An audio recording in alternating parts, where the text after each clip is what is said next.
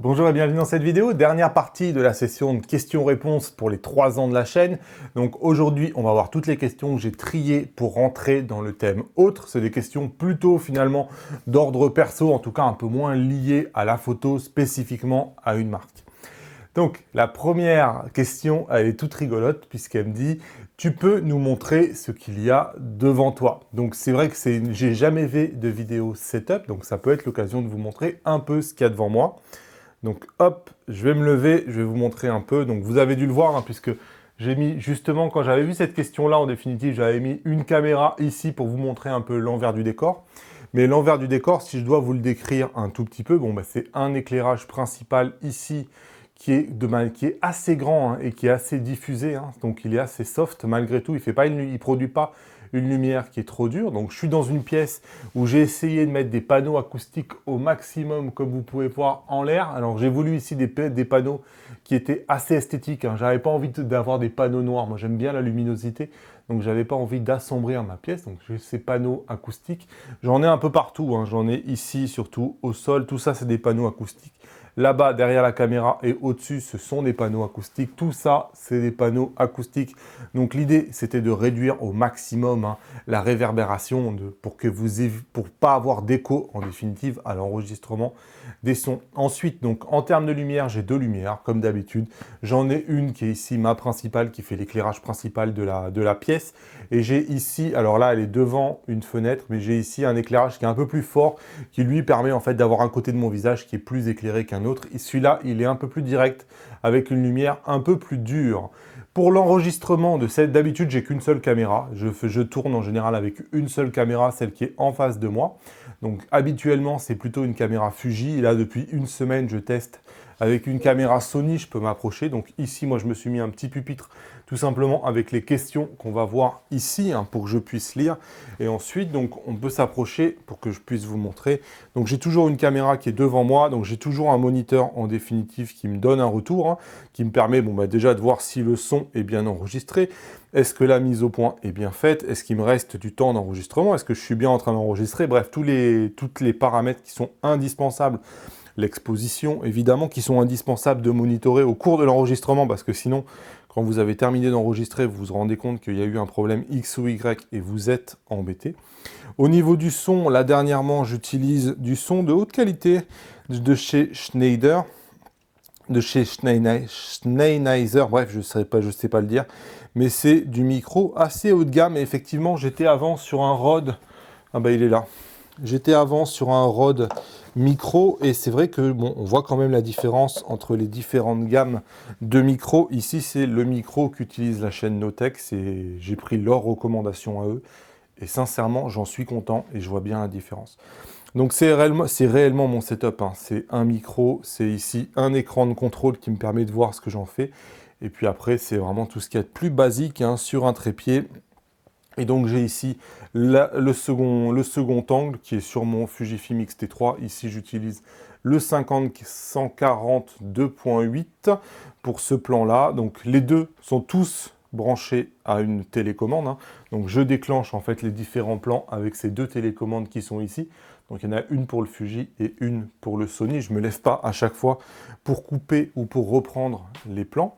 Donc l'idée d'avoir plusieurs caméras, hein, il est évident, hein, c'est pour éviter d'avoir à faire des plans de coupe. Lorsqu'il y a quelque chose qui ne va pas au montage, bah, il suffit de changer de caméra et hop, ni vu ni connu, on cache finalement la misère, le fait qu'il y ait eu une coupe ou qu'il y ait eu une reprise et ça se voit quasiment pas. Donc ici avec 3 caméras, puisque je savais que j'allais pas incruster beaucoup de choses, j'allais pas avoir spécialement beaucoup de b-roll, de choses vraiment graphiques à vous montrer. Bah, ici quelque part en ayant 3 angles, on cache la misère et ça permet d'avoir pas toujours le même plan. Donc voilà, le Fuji quant à lui, il est sur grip hein, et le grip est alimenté en permanence, donc il est branché au courant et lui aussi a son moniteur de retour externe. Donc voilà, c'est tout ce que vous voyez qui me permet moi de m'enregistrer. Je vois pas d'autre chose à vous montrer.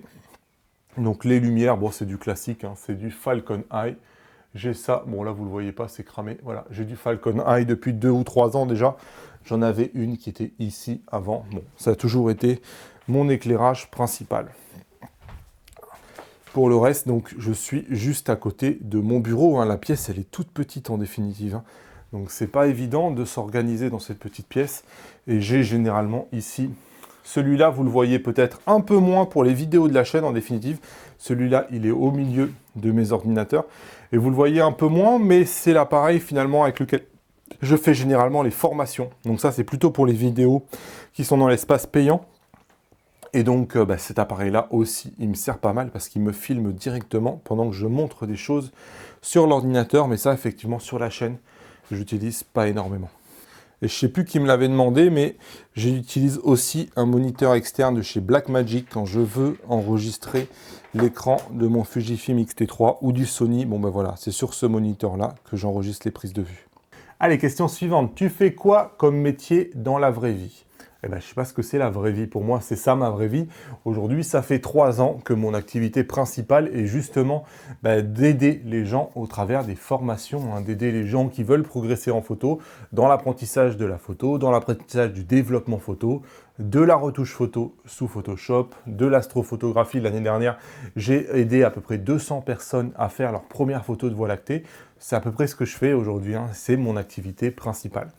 Quel est ton bilan après l'ouverture de la chaîne à Sony? Personnellement, ayant du matériel Fuji, j'avais des doutes, mais au final, je suis assez positif. Je trouve que ça donne plus d'ouverture à la chaîne et que ça t'amène à envisager les choses avec un angle plus large. Donc, quel est mon bilan par rapport à l'ouverture à la chaîne Sony? Bon, il est plutôt positif, hein. Moi, à la base, mon optique de faire ça, c'était de sortir en fait d'un espèce de carcan Fuji et uniquement Fuji, qui quelque part, ça devenait une prison, qui faisait que les gens me considéraient parfois, et souvent, et même beaucoup trop souvent, comme une espèce d'ambassadeur à la solde de Fuji, ce qui n'était pas du tout le cas, puisque Fuji n'a jamais réellement soutenu la chaîne.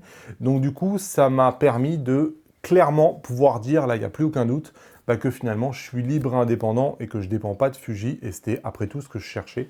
L'autre angle, c'était le fait de sortir de l'appareil Fuji. Je sortais des terrains battus, puisque bon, le Fuji, pour moi, c'est connu. Maintenant, c'est vrai qu'il n'y a plus vraiment de défis autour de Fuji. Par contre, il y a des gros défis. Pouvoir arriver à avoir un business autour d'une autre marque que Fuji, c'est un énorme défi. J'ai commencé Sony il y a quasiment 1 an et j'ai toujours pas le moindre business aujourd'hui autour de Sony.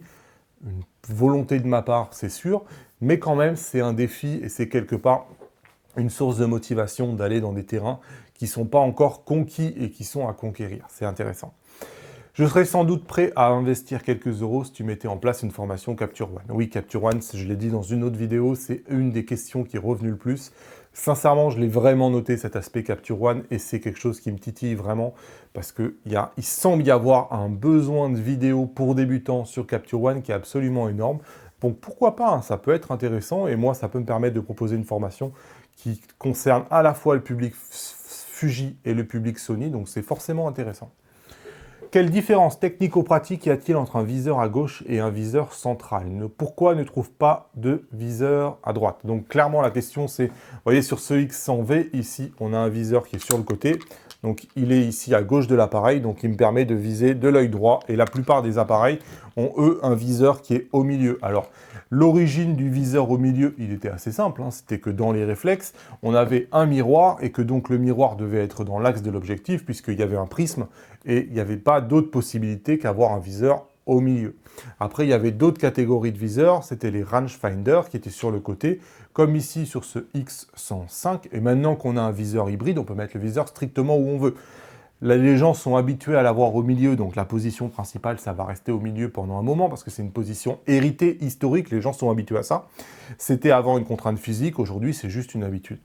Après, pourquoi on trouve des viseurs à gauche et pas des viseurs à droite? Bon, j'imagine que la majorité de la population est droitière, c'est l'œil droit qui est l'œil le plus fort, et c'est vrai qu'aujourd'hui, moi qui suis droitier, si je devais viser de l'œil gauche, j'aurais un peu du mal. Et malheureusement, mon fils est gaucher, hein, donc j'ai rien contre les gauchers, autant vous dire. Hein. Et malheureusement, on se rend compte qu'on est dans un monde qui vit à droite. C'est comme ça. On a du mal à trouver des choses pour les gauchers et les appareils photo, c'est pareil. Les appareils photo, vous imaginez, si les constructeurs devaient avoir 2 versions d'appareils photo, ils ne s'en sortiraient pas. Et aujourd'hui, le public gaucher, il est extrêmement minoritaire. Et donc voilà, les gauchers doivent vivre comme des droitiers. C'est pas normal, mais c'est comme ça. Donc pour moi, c'est pour ça qu'on trouve les différences, comme vous appelez, pratico-pratiques entre différents types de viseurs. Ne penses-tu pas que l'enchaînement des tests matériels sans les entrecouper par des vidéos éducatives sur la photographie ne risque pas d'amplifier ce phénomène de meute, de segmenter drastiquement la chaîne et de rebuter une partie de la communauté? Je sais pas, oui, peut-être. Ce qui est certain, c'est que pour moi, faire des vidéos éducatives sur la photo, type ce que vous appelez études de photographe, composition, lumière, c'est ce que fait Laurent Briat aujourd'hui. Ça marche très très bien pour Laurent, mais c'est un boulot incroyable à faire. C'est quelque chose qui ne se fait pas en 2 minutes. Ça prend des semaines, voire des mois d'écriture. C'est extrêmement compliqué. Laurent, il embauche pas mal de gens. Il y a des gens qui vont, pour lui, écrire l'épisode, qui vont faire des recherches. Ensuite, lui, il doit tourner la vidéo. Il y a d'autres gens qui les montent. C'est vrai que c'est un boulot et financièrement, il faut réellement avoir le moyen de faire ce genre de vidéo, c'est pas si facile que ça. Ensuite, moi, sincèrement, j'ai un problème d'audience. C'est-à-dire que les peu de fois où j'ai tenté de parler d'autre chose, en définitive, que des tutos ou de présentation de matériel, on se rend compte que ça intéresse pas tant de ça que les gens. Les gens préfèrent regarder des vidéos sur le matériel plutôt que des vidéos sur la photo. Je ne sais pas s'il faut s'en réjouir ou au contraire pleurer de ça, mais en tout cas, c'est la réalité. Et aujourd'hui, c'est vrai que moi, j'essaye que chacune des vidéos que je fais et une destinée à être trouvable sur Google, c'est-à-dire que Google, ça réponde à la question que quelqu'un pourrait poser à Google, de façon à ce que Google m'envoie du monde sur mes pages. Et aujourd'hui, il y a très peu de gens qui cherchent des informations sur un photographe, sur une composition, sur de la lumière. Google nous envoie absolument personne sur ce genre de contenu-là. Donc c'est vrai que ce contenu-là, il a quelque part la double peine. Beaucoup, beaucoup plus dur à produire, et beaucoup, beaucoup moins d'audience. Donc quelque part, pour un petit comme moi qui essaye de grandir, c'est très difficile. C'est quoi tes dernières photos? Ouais, elle est marrante cette question. On va ouvrir l'appareil. Bon alors, je n'avais pas spécialement prévu de répondre à cette question-là, mais voilà, je viens d'ouvrir mon catalogue Lightroom. Les dernières photos, finalement, c'était une petite après-midi fun après avoir regardé une vidéo de la chaîne derrière la caméra qui montrait quelques types de photos qu'on pouvait s'amuser à faire. J'ai montré ça à mon fils, il a eu envie de réaliser. Ma fille a choisi une photo, mon fils a choisi une photo. On a réalisé les deux. Ça nous a occupé 2 heures. Ça a été une expérience familiale intéressante. La première, donc, c'était de sauter sur l'appareil photo et de faire ce genre de photos-là. Donc mon fils avait envie de faire ça, donc on s'est mis à faire ça, ça a été marrant. Quant à ma fille, elle préférait jouer un peu avec la lumière, et donc on a fait un peu de light painting avec elle. Donc vous voyez, on a fait surtout celle-là, donc les 2 photos que, hop, j'ai gardées, c'est celle-ci et celle-ci. Celle-ci pour mon fils, on a vraiment l'impression qu'on a un appareil photo, qu'on est sur un espèce de plafond de verre en dessous, et qu'on est arrivé à prendre des photos en dessous, donc c'était sympa. Et ensuite, pour celle-ci, ben voilà, ma fille, elle voulait un truc un peu magie. Donc on a essayé de jouer avec du light painting, où on éclairait un tout petit peu le visage. Ensuite, on essayait de recréer une forme comme si de la magie l'entourait. Voilà, c'est fun, écoutez, la photo, on est aussi là pour rigoler et pour s'amuser. Au détour d'une chenille, c'est pareil. Je sors les poubelles, il y avait une chenille, donc les dernières photos, je ne vous dis pas qu'elles sont exceptionnelles, je vous dis juste c'est mes dernières photos qui ont été faites là, il y a tout récemment pendant le confinement. Donc ici, j'ai voulu jouer avec une espèce de chenille, hop, comme vous pouvez voir, on est vraiment dans de la macro, c'est fait avec l'exceptionnel 90 mm 2.8 de chez Sony, que j'aime beaucoup. Et mes dernières photos, entre guillemets, un peu plus artistiques, où il y avait une volonté d'essayer de faire des photos sympas, c'était à la montagne au mois de février, à la fin du mois de février. C'était les dernières vacances, malheureusement, avant tout ce qui se passe en ce moment. Donc voilà, je vous les montre ici. Hop. Donc ça, c'était une photo que j'ai retraitée. Une belle photo, j'aime beaucoup, beaucoup cette photo. Il y avait une ambiance de dingue avec des couleurs complémentaires. C'était magnifique. Hop. Ici, pareil, des photos de paysages, de montagne. C'est magnifique d'aller là-bas. C'est vraiment magnifique. Bref, voilà à peu près mes dernières photos. On ne va pas passer 2 heures ici. J'ai prévu des vidéos, évidemment. Je vous montre toujours mes photos. J'en fais des vidéos. Je ne vous ai pas encore montré. La dernière fois que je suis parti avec Fuji, c'était dans le désert des Bardenas. On n'en a pas encore parlé, mais on fera une vidéo quand le confinement sera terminé sur mon expérience au désert du Bardenas. Arrives-tu à vivre de ton activité? Oui, aujourd'hui, mon activité est entièrement rentable et finance d'ailleurs toutes les acquisitions dont la chaîne a besoin. À chaque fois que Fuji sort un objectif, j'ai besoin de financer l'acquisition de cet objectif. C'est le cas par exemple pour ici le prochain boîtier de chez Fuji, le XT4. J'ai besoin de financer le XT4 de façon à faire tourner la chaîne, à produire des masterclass. Et tout ça, bon, bah, c'est un écosystème qui s'est mis en place avec votre soutien, hein, parce que de toute façon, si ça intéressait personne et que les gens n'étaient pas prêts quelque part à le financer à travers des formations et des masterclass, ça s'écroulerait et ça ne serait absolument pas réalisable. Donc aujourd'hui, oui, heureusement, j'arrive à en vivre parce que le jour où c'est pas rentable et le jour où ça ne finance pas les coûts qui sont quand même assez importants pour faire vivre cette chaîne, ça s'arrête immédiatement, hein, parce que tout de suite, c'est plus possible. C'est quoi ta prochaine formation? Oui, malheureusement, c'est vrai que la dernière formation que j'ai faite, c'était quasiment il y a 1 an. C'est comment apprendre, c'est apprendre à photographier la Voie lactée. Un truc comme ça, je ne sais plus comment je l'ai appelé, mais c'était la dernière formation. Et depuis, c'est vrai que je me suis lancé dans Sony et depuis, bah voilà, c'est un peu un gouffre, hein, pour l'instant pour moi Sony, hein, un gouffre d'investissement parce qu'il a fallu acquérir le matériel, un gouffre de temps parce que maintenant il faut monter en compétence sur tout le logiciel, sur tout l'écosystème, apprendre un peu les différences, apprendre tout ce qu'il y a à connaître. Et aujourd'hui, c'est vrai que pour l'instant, je n'ai pas de formation Sony, donc ma prochaine formation, théoriquement, ça devait être la masterclass. Le A7 IV n'arrive pas. C'est vrai que le A7 IV, je pensais qu'il arriverait beaucoup plus tôt que ça. Pour l'instant, il n'arrive pas. Donc voilà, ma prochaine formation, ça sera la masterclass XT4. Et après, écoutez, je vais continuer de suivre ce que fait Sony pour voir un peu comment je me positionne par rapport à ça. Peut-être à étudier une formation, la Capture One d'ici Noël, peut-être. Parce que, c'est vrai qu'on voit qu'il y a énormément de demandes, donc pourquoi pas. Ça peut être intéressant d'étudier tout ça à travers des vidéos gratuites, hein, sur la chaîne, et ensuite de faire une formation complète pour ceux que ça intéresse. Donc probablement que, voilà, ça risque d'être les prochaines formations, hein. On m'a demandé des formations au timelapse, à la macro, à la photographie de paysage. Il y a beaucoup de choses qui sont faisables, mais en fait, je manque de temps, tout simplement. C'est quoi une journée type pour toi avant et pendant le confinement? Alors, une journée type pour moi, hein, c'est je me lève très tôt. Je suis généralement debout avant 6 heures. Hein, je ne suis pas quelqu'un qui dort beaucoup. Voilà, je m'occupe des enfants le matin et quand ils partent, en général, ils partent vers 7 heures. Ma femme est enseignante. Et à partir de 7 heures, je suis au travail. Moi, clairement, dans ma journée, aujourd'hui, j'utilise à peu près 2 heures par jour pour répondre aux commentaires, aux mails, aux questions des clients et compagnie. Donc, j'ai 2 heures par jour qui sont mobilisées 7 jours sur 7. Hein. Il n'y a pas de 5 jours sur 7 là, parce que sinon, je ne rattrape jamais mon retard. Et ensuite, le reste du temps, c'est étudier les thèmes des prochaines vidéos, faire des recherches, faire des tests, et ensuite, il faut tourner, et ensuite, il faut monter. Et je sais que souvent, les gens, ils ne comprennent pas que faire une vidéo, des fois d'un quart d'heure ou 20 minutes, ça a demandé 4 ou 5 jours de travail. Et on ne dirait pas quand on regarde la vidéo, parce que la vidéo, elle est assez simple, elle est montée de manière assez simple, et je le sais très bien, je ne prends pas le temps de faire des b-rolls et des choses comme ça, mais ça prend un temps de dingue, et il y a un choix à faire entre quantité des vidéos et qualité, et j'essaye de trouver justement un équilibre entre trop de qualité qui sert à rien, voilà, tant pis, je fais la balance, et je préfère faire un tout petit peu plus de quantité, et de faire un peu moins, entre guillemets, quand je dis de qualité, c'est de la qualité visuelle.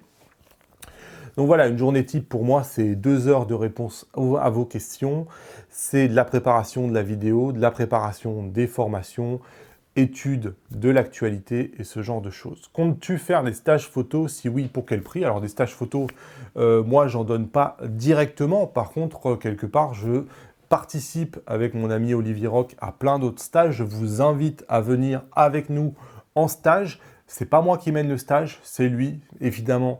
Si vous avez des questions, ça m'est arrivé en Toscane, évidemment, je vais vous aider. On va pouvoir discuter, on va pouvoir échanger. Et il faut bien comprendre aujourd'hui qu'on n'a pas le droit de faire un voyage photo en France, hein. On est dans le grand pays de l'administratif. Donc en France, si vous voulez faire un voyage photo ou même des stages, théoriquement, il faut vous allier avec une agence photo. Administrativement, c'est assez lourd. Bref, c'est pas facile, c'est pas mon terrain de jeu.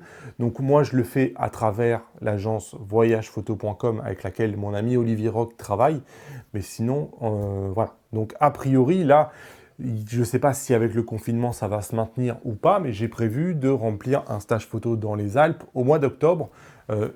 On en reparlera au moment où ça va se faire, mais voilà, l'idée c'était de remplir un stage 100% fugiste. Il y avait 6 places avec moi dans les Alpes au mois d'octobre. Donc ça, a priori, oui, c'est possible.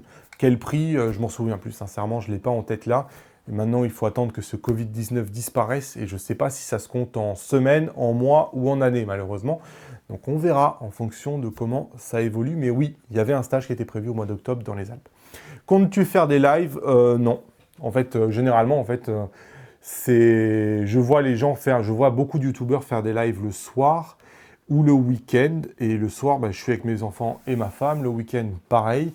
Et en définitive, mes heures de travail, c'est des vraies heures de travail comme quand vous êtes au travail. Donc ça va être du matin à assez tôt.